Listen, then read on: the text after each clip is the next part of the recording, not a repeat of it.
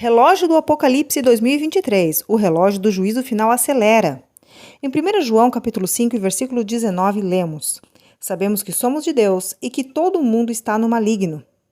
Este relógio do juízo final foi idealizado por cientistas, pessoas dedicadas a analisar o comportamento da sociedade e as condições do nosso planeta. Pessoas com os pensamentos voltados para as coisas do mundo trazem uma mensagem do mundo. Logo, esta é descaradamente uma mensagem influenciada pelo espírito do anticristo. Sim, o maligno se alegra em observar a humanidade ponderando seu próprio fim, e é exatamente isso que ele quer. É levar o maior número de pessoas a ter o mesmo destino que ele, o fim. Se você já acompanha aqui nossos conteúdos e também de vários outros irmãos dedicados a analisar os fatos que ocorrem ao redor do mundo, já deve ter compreendido o tempo em que estamos. Aí eu pergunto a você, de que adianta ficar observando os sinais se você não souber o que fazer quando tudo acontecer? Aquele que diz que não há nada a fazer é desculpa por conta do apego aos bens materiais e às facilidades do mundo. Não façam como a mulher de Ló. Por amor a nós, o Mestre deixou claro que em determinado momento precisaremos deixar tudo para trás.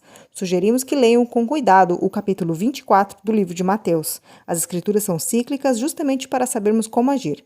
Precisamos orar e vigiar, observar os fatos que estão acontecendo em nosso tempo, anunciar com calma e inteligência sobre o que esperamos que aconteça pela frente e, muitas vezes deixado de lado, precisamos também nos preparar na parte prática. Faça o que estiver ao seu alcance, enquanto ainda se pode comprar ou vender.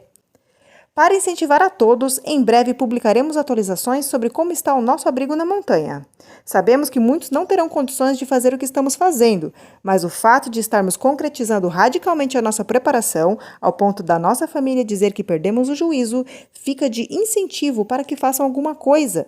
Qualquer coisa que fizerem agora será muito útil para quando tudo acontecer. Fiquem agora com a notícia.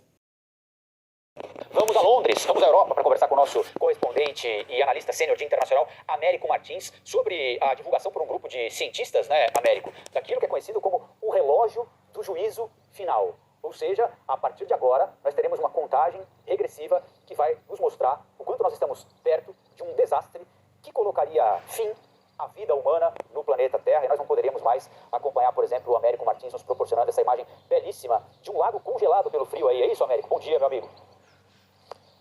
Oi, Colombo, bom dia. Exatamente, um lago congelado. Hoje até que não está tão frio, 4 graus. Ontem estava -2, então está até razoável. Mas é um cenário que lembra um pouco o que a gente vai conversar, porque essa história é muito interessante, Colombo. Hoje, ao meio-dia aí de Brasília, 10 horas de Washington, um grupo de cientistas vai atualizar esse chamado relógio do juízo final.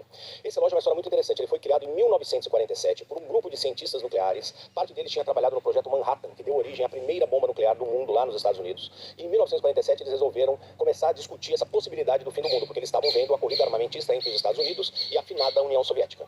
E aí eles decidiram um momento muito simples, uma forma muito simples de alertar o mundo para isso. Eles criaram um relógio, que é uma representação gráfica, na verdade, do que seria o juízo final. E quanto mais próximo os ponteiros do relógio chegam da meia-noite, mais próximo o mundo estaria de acabar.